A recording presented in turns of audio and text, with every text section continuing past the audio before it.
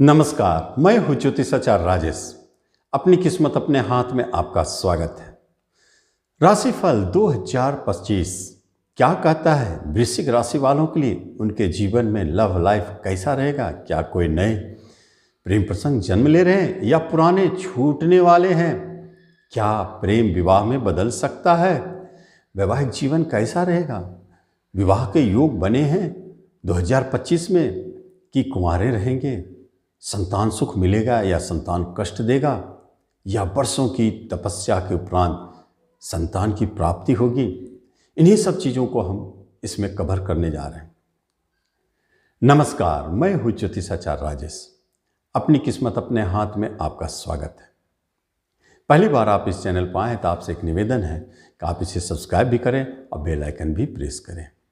क्या कहता है आपका लव लाइफ कैसा रहेगा? सबसे बड़ी बात है, संदेह के घेरे में पूर्व से है, अलगाव की स्थिति बनी हुई है, ठीक से जच नहीं रहा है। या तो आपको लगता है कि आपके प्रेमी कुछ छुपा रहे हैं या आपसे दूर जाने की चेष्टा कर रहे हैं।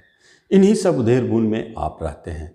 आपका प्रेम मधुरमय नहीं चल रहा है।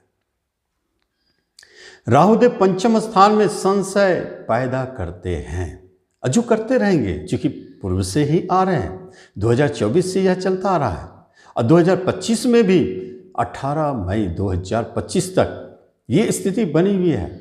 जीवन में एक बहुत बड़ा समय है आपके जीवन का परिवर्तन के लिए, जहां लव लाइफ में कुछ न कुछ फर्क तो दिखेगा या कोई नए प्रेम प्रसंग जन्म भी ले सकते हैं। तो जानना है उस तिथि को। वह तिथि बनता है 18 मई 2025, क्योंकि इस दिन राहुदेव कुंभ राशि में प्रवेश करेंगे और आपके लिए प्रेम प्रसंग में जो भी उतार चढ़ाव है, जो भी संशय है, वह प्रकट होगा। कुछ भी आपके प्रेमी छुपा रहे हैं तो इसी अवधि में अपने आप प्रकट हो जाएगा, या नहीं तो कोई न कोई ऐसा रास्ता निकल आएगा कि आप दोनों प्रेमी फिर मिलेंगे। विवाह की बात करनी हो तो कर सकते हैं। सबसे अच्छा रहेगा विवाह के लिए जो योग समय है वह 14 मई 2025 तक है। उससे पहले जो भी आपके उतार चढ़ाव चल रहे हैं उसे विवाह में यदि बदल देते हैं, 14 मई से पहले अगर विवाह हो जाते हैं आपके प्रेमी से, तो ये समस्याएं भी समाप्त। सबसे बड़ी बात है, क्योंकि इस अवधि से गुरु महाराज जितने भी विवाह के योग बनाए हैं वह सब खंडित होते चले जाएंगे, क्योंकि यही तो 14 मई को गुरु महाराज अपने राशि बदलेंगे, आपके विवाह स्थान से निकलकर शत्रु घर में प्रवेश करेंगे, रोग ऋण घर में प्रवेश करेंगे। यह अलग बात है कि कुछ और पर उनका प्रभाव अच्छा रहेगा, लेकिन प्रेम के लिए कोई खास बात नहीं है।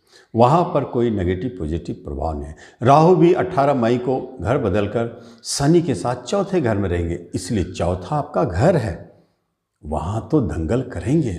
राहु शनि की युति 1.5 माह की अवस्था, 1.5 माह तक जबरदस्त परेशानी हो सकता है कि आपके प्रेम प्रकट हो गए हो और घर के लोग स्वीकार नहीं करते हो, इससे टेंशन परेशानी बढ़ रही हो, ये भी हो सकता है।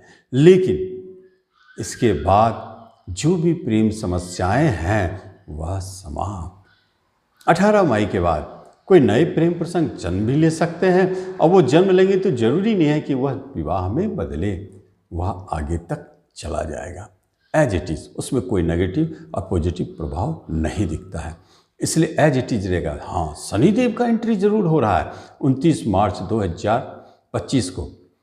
तो ये जो फेज है 29 मार्च 2025 से 18 मई 2025 के बीच में आप अपने लव लाइफ से दूर हो सकते हैं। आपके प्रेमी इस अवधि में आपसे दूर जा सकते हैं, रिश्ते तोड़ सकते हैं, किसी कारणों से अलग हो सकते हैं। इस फेज को आपको बचाना चाहिए।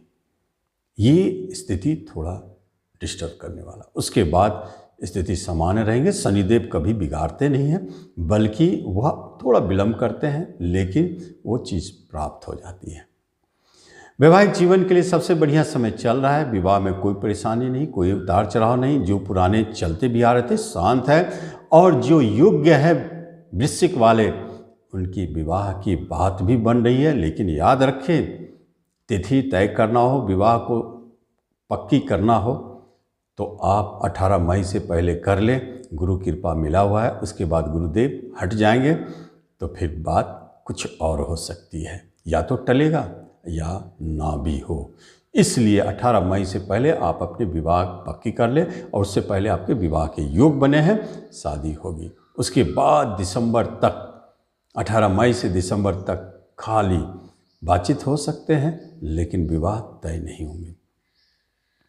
संतान के तरफ से थोड़ा परेशानी, टेंशन, उतार चढ़ाव बनी हुई है, जो बढ़ते बढ़ते 29 मार्च से 18 मई के बीच में संतान की तरफ से अशुभ समाचार सब मिलने लगेंगे।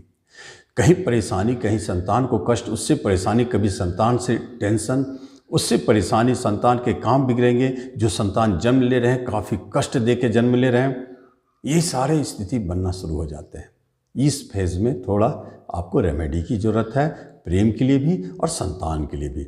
इसलिए इस अवधि में सबसे बढ़िया रेमेडी, सबसे अच्छा उपाय है हनुमान चालीसा का पाठ करना। शनि मंगल दोनों एक साथ कंट्रोल होंगे, या नहीं तो गरीबों को शनिवार को काले चने की सब्जी बनाकर पूरी के साथ बांटना, बहुत अच्छा रिजल्ट देगा। उसके बाद तो जैसे राहुदेव घर बदलेंगे 18 मई के बाद, फिर सारे स्थिति संतान के तरफ से भी न्यूट्रल होंगे। भले उनके काम लेट से होंगे, मांगलिक काम लेट से होंगे, लेकिन बनेंगे जरूर।